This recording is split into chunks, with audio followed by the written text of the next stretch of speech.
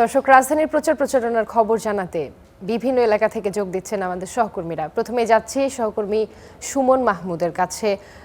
সুমন, আপনি যে এলাকায় রয়েছেন সেখানকার নির্বাচনী প্রচার প্রচারণা কেমন চলছে, কি কি প্রতিশ্রুতি দিচ্ছেন প্রার্থীরা ভোটারদের উদ্দেশ্যে? রূপা, আপনাকে ধন্যবাদ। রূপা, আপনি জানেন যে নির্বাচনী প্রচারণা চলছে, আজকে তার সপ্তম দিন। আমরা ঠিক ঢাকা ৮-এ রয়েছি। ঢাকা ৮-এর যে বিএনপি মনোনীত প্রার্থী রয়েছেন মির্জা আব্বাস, তিনি তার প্রচারণা চালাচ্ছেন। সকাল 11:30 থেকে তিনি প্রচারণা শুরু করেছেন। আমার পিছনে যে মিছিলটি আসছে সেই মিছিলটি সকাল 11:30 থেকে শুরু হয়েছে। তার যে নির্বাচনী এলাকা রয়েছে ব্রাদার্স ক্লাবের সামনে থেকে এই মিছিলটি শুরু হয় এবং পর্যায়ক্রমে এই আসনের বিভিন্ন পয়েন্ট প্রদক্ষিণ করে এখন পল্টনের দিকে তারা রওনা হচ্ছে। এই মুহূর্তে মিছিলটি রয়েছে সেগুনবাগিচায় সেই দুদকের কার্যালয় রয়েছে ঠিক সামনের রাস্তা দিয়ে এই মিছিলটি যাচ্ছে এবং ব্যাটারি গলি দিয়ে পার হয়ে নাইটিঙ্গেল মোড় ঘুরে সেটি নয়া পল্টন অর্থাৎ বিএনপির যেই দলীয় কার্যালয় রয়েছে সেই কার্যালয়ের সামনে গিয়ে শেষ হবে। মিছিলটির শুরুতে মির্জা আব্বাস বক্তব্য রাখেন এবং বক্তব্যে তিনি বেশ কয়েকটি বিষয় তুলে ধরেন। তার মধ্যে প্রধান তার বক্তব্য ছিল আগামী নির্বাচনকে ঘিরে একটি চক্রান্ত হচ্ছে, এরকম একটি বক্তব্য তিনি দিয়েছেন এবং তাদের এই চক্রান্তে যাতে নেতাকর্মীরা কোনোভাবেই পা না দেন সেজন্য নেতাকর্মীদের প্রতি তিনি আহ্বান জানিয়েছেন এবং নেতাকর্মীদের বলেছেন তারা যাতে কোনো ধরনের এই চক্রান্তে পাড়া না দিয়ে মানুষের কথায় বিভ্রান্ত না হয়ে তারা কাজগুলো করেন। পাশাপাশি নির্বাচনের যে আচরণবিধি রয়েছে সেই আচরণবিধি মানার জন্য তিনি তার নেতাকর্মীদের প্রতি আহ্বান জানান। পাশাপাশি তার নির্বাচনী আসনে অন্যান্য প্রার্থীরা যারা রয়েছেন তাদের বিভিন্ন প্রশ্নের জবাব দেন এবং প্রার্থীদের প্রশ্ন ঠিক নয়, তারা আসলে গত কয়েকদিন প্রচারে মির্জা আব্বাসকে নিয়ে যে ধরনের মন্তব্য করেছিলেন সেই সমস্ত মন্তব্যের তিনি আসলে জবাব দিয়েছিলেন। আমরা পিছনে দেখতে পাচ্ছি সেই মিছিলটি আসছে। মিছিলটি দীর্ঘ পথ আসলে শেষ করে এসছে। এরপর আমরা যে বিষয়টি দেখতে পেরেছি যে এই আসনে আসলে পাঁচটি থানা রয়েছেন এবং থানার যেই ব্যক্তি সেটি আসলে অনেক বড় এবং এখানে নেতাকর্মীর পরিমাণও আছে অনেক বেশি। পাশাপাশি এখানকার যে সমর্থকরা আছে তাদেরকেও আমরা দেখতে পাচ্ছি, তারা আসলে স্বতঃস্ফূর্তভাবে তারা এই মিছিলে আসছেন এবং এই মিছিলে সকাল থেকে তারা অবস্থান নিয়েছেন। সেই ব্রাদার্স ক্লাব থেকে শাপলা চত্বর ঘুরে প্রেস ক্লাব ঘুরে তারা এখন পর্যন্ত মিছিলের সামনে আসছেন এবং পল্টনে গিয়ে শেষ হবে। মূল কথা হচ্ছে মির্জা আব্বাস তার নির্বাচনী প্রচারণায় তার যে সমর্থক এবং তার যে নেতাকর্মীরা রয়েছে তাদেরকে আসলে ধৈর্য ধরে থাকার কথা বলেছেন এবং কোনো ধরনের চক্রান্তে যাতে তারা পাড়া না দেয় সেই বিষয়টি বারবার তুলে ধরার চেষ্টা করেছেন।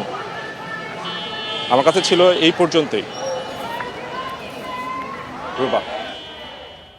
সুমন, আপনাকে ধন্যবাদ। এ পর্যায়ে আমরা যাব সহকর্মী মাজহারুল ইসলামের কাছে।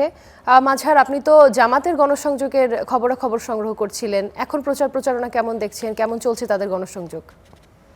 জি, আপনাকে ধন্যবাদ। আপনি যেমনটা বলছিলেন যে আজকে নির্বাচনী প্রচারণায় এই ষষ্ঠ দিনে এসে বিভিন্ন জায়গায় আমরা দেখছি হচ্ছে জামাতের প্রার্থীরা প্রচার প্রচারণা করছেন। আমরা সকাল থেকে জামাতের আমিরের যে আসনটি অর্থাৎ ঢাকা 15 সেই 15 আসনের কাফরুল এবং বিভিন্ন অঞ্চলে তিনি অলিগলিতে তিনি তার প্রচারণা চালিয়েছেন।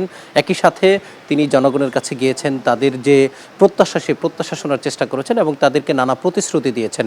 তিনি সবার সাথেই খুব সৌহার্দ্যপূর্ণ আচরণ করেছেন এবং সবাইকে এটি বোঝানোর চেষ্টা করেছেন এবার শুধু এটি নির্বাচন নয়, এই নির্বাচন বাংলাদেশের গণতন্ত্রকে টেকসই করার নির্বাচন। একই সাথে গণভোট দিতেও তিনি সবাইকে আহ্বান জানিয়েছেন। এছাড়া সকাল থেকে আমরা ঢাকা 10, এরপরে ঢাকা 5, 6 অর্থাৎ এই আসলে জামাতের যারা প্রার্থী আছে তাদেরও খোঁজ নেওয়ার চেষ্টা করেছিলাম।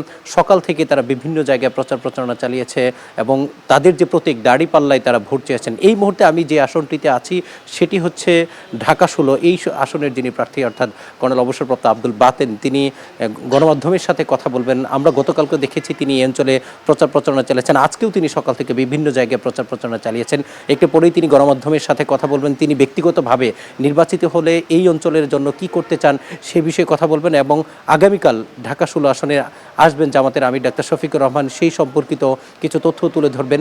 এবং আমরা দেখছি জামাতের যে কয়জন প্রার্থী ঢাকার এই যে 20টি আসন আছে শরীকদেরকে ছাড় দেওয়ার পর তাদের কাছে যে আসনগুলো আছে সেই আসনগুলোতে তারা প্রতিনিয়ত নিরলসভাবে তারা প্রচার প্রচারণা চালিয়ে যাচ্ছেন এবং তারা বলছেন যাদেরকে যোগ্য মনে করবে তাদেরকে যেন ভোট দিতে হয় এবং ভোট জনগণ যেন দেয় এবং জনগণ যেন ভোট কেন্দ্রে যায়। ভোট কেন্দ্রে যাওয়ার একটা বড় চ্যালেঞ্জ, কারণ ইতিপূর্বে আমরা দেখেছি একজনের ভোট অন্য বাঁচানোর জন্য দিয়ে দিয়েছে। এবং জামাত ইসলামী এই ভোট কেন্দ্রে আসার জন্য সবাইকে অনুরোধ জানাচ্ছেন যে ভোট কেন্দ্রে গিয়ে তার যে পছন্দের প্রার্থী তাকেই ভোট দেবেন এবং যোগ্য প্রার্থীকেই যেন তারা ভোট দেয়। একই সাথে জামাত ক্ষমতায় গেলে কোন বিষয়গুলোকে প্রাধান্য দিয়ে কাজ করবেন, যেমন আজকে জামাতের আমির ডাক্তার শফিকুর রহমান সকালে তিনি যে কথাটি বলেছেন সেটি হচ্ছে ক্ষমতায় গেলে প্রথম যে জিনিসটি নিয়ে কাজ করবে সেটি হচ্ছে শিক্ষা ব্যবস্থা এবং বাংলাদেশের বিগত সময়ে যে শিক্ষা ব্যবস্থা নাজেহাল, এই নাজেহাল শিক্ষা ব্যবস্থাকে কিভাবে উন্নয়ন করা যায়, কিভাবে কর্মমুখী শিক্ষা প্রণয়ন করা যায় সেই বিষয়ে তিনি আশ্বস্ত করেছেন। একই সাথে রাজনৈতিকদের মধ্যে যে বিভেদ, এই বিভেদ কিভাবে দূরীকরণ করা যায় তিনি বলেছেন যে জামাতের প্রার্থী সহ 11 দলীয় জোটের যারা প্রার্থী আছেন তাদের বিভিন্ন জায়গায় তাদের উপর হামলা করা হচ্ছে।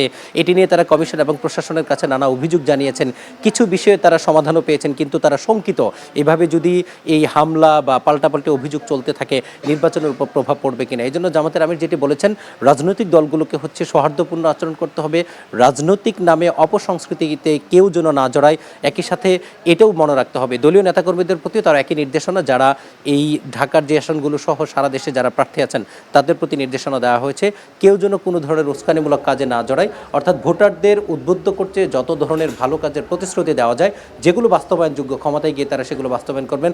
মোটা দাগে কিছু বিষয় ঢাকার 20টি আসন সহ যতগুলো আসন আছে সেটি হচ্ছে চাঁদাবাজ এবং দুর্নীতিমুক্ত বাংলাদেশ প্রতিষ্ঠা করার জন্যই তারা যেন জামাতকে ভোট দেয় এমন প্রত্যাশার কথা জানিয়েছেন এবং আগামী দিনে জামাত ক্ষমতা গিয়ে দেশের জন্য কাজ করবে এমন প্রত্যাশার কথাও কিন্তু তারা আমাদেরকে জানিয়েছেন।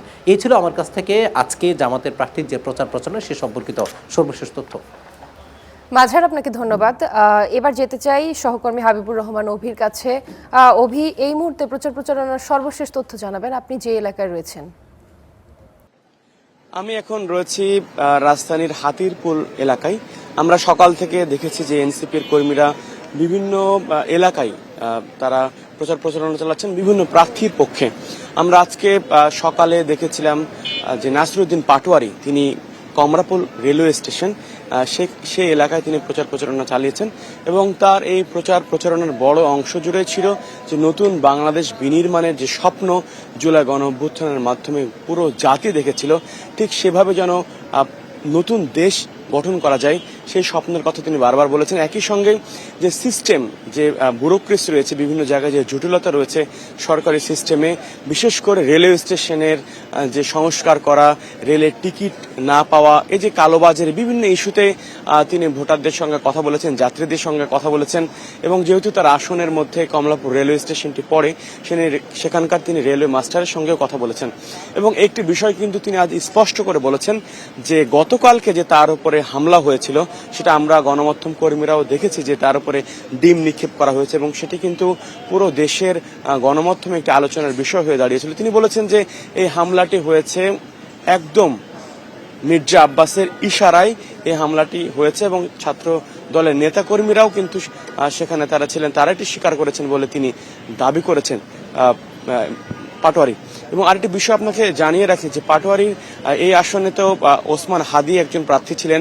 ওসমান হাদি মৃত্যুর পর বেশ আলোচনায় এসেছেন নাসিরউদ্দিন পাটোয়ারি এবং এই কারণে মির্জা আব্বাসকে এখানে অন্যতম প্রতিদ্বন্দ্বী ধরা হচ্ছে এবং মির্জা আব্বাস যদিও বিএনপির প্রার্থী একটি শক্তিশালী বড় দল, কিন্তু ওসমান হাদির মৃত্যুর পর নাসিরউদ্দিন পাটোয়ারি এখন কিন্তু তার শক্তিশালী প্রতিদ্বন্দ্বী বলা যায় ঢাকা 8 আসনে। তো এই ছিল নাসিরউদ্দিন পাটোয়ারির প্রচার প্রচারণার খবর। এর বাইরে আমরা সকাল থেকেই আমরা দেখলাম যে নাহিদ ইসলাম যিনি এনসিপির আহ্বায়ক তিনি তার নির্বাচনী আসন ঢাকা 11-তে তিনি প্রচার প্রচারণা চালিয়েছেন। এছাড়াও এনসিপির যে অন্যান্য প্রার্থীরা রয়েছেন দেশ জুড়েই তারা প্রচার প্রচারণা চালাচ্ছেন।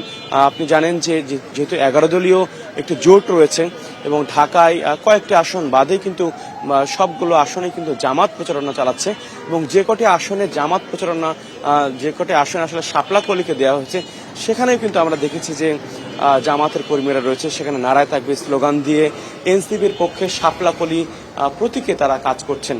তো বিভিন্ন এলাকায় আমরা আজকে দেখেছি রাজধানীর পল্টন এলাকা, সেখানে মতিঝিল এলাকা, শাহবাগ এলাকা, রমনা এলাকা, তো বিভিন্ন এলাকায় প্রচার প্রচারণা চালাচ্ছে। আপনাকে ধন্যবাদ। সহকর্মী এনামুল হক রয়েছেন নির্বাচনী গণসংযোগে, আমরা একটু যুক্ত হব তার সাথে। এনামুল, আপনি যেখানে রয়েছেন সেখানকার প্রচার প্রচারণার খবর জানাবেন, কতটা জমলো রাজধানীর প্রচার প্রচারণা?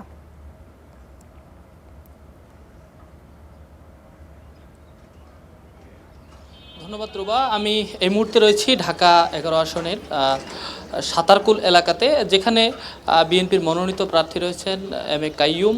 তার যে নির্বাচনী প্রচারণা সেটি কিছুক্ষণ পরেই এখান থেকে শুরু হওয়ার কথা রয়েছে এবং আমরা সকাল থেকেই বিএনপির যে নির্বাচনী মাঠ রয়েছে আমরা সেগুলোতে ছিলাম, নির্বাচনী প্রচারণাগুলোতে ছিলাম। আমরা যেটি দেখেছি যে নিরবিচ্ছিন্ন যে নির্বাচনী প্রচারণা সেটিতে কিন্তু এখনও চলছেই। আমরা সকাল থেকেই ছিলাম, বিভিন্ন আসনে আমরা দেখেছি বিভিন্ন আসনের যারা প্রার্থী রয়েছে তারা যে ভোটার রয়েছে, আসনগুলোর যে ভোটার রয়েছে তাদের ধারে ধারে যাচ্ছে, তাদের কাছে গিয়ে তাদের যে নির্বাচনী প্রচারণা রয়েছে, ভোটের যে প্রতিশ্রুতি রয়েছে, প্রতিশ্রুতিগুলো কিন্তু তারা তাদের যে ভোটাররা রয়েছে তাদের কাছে তুলে ধরছেন।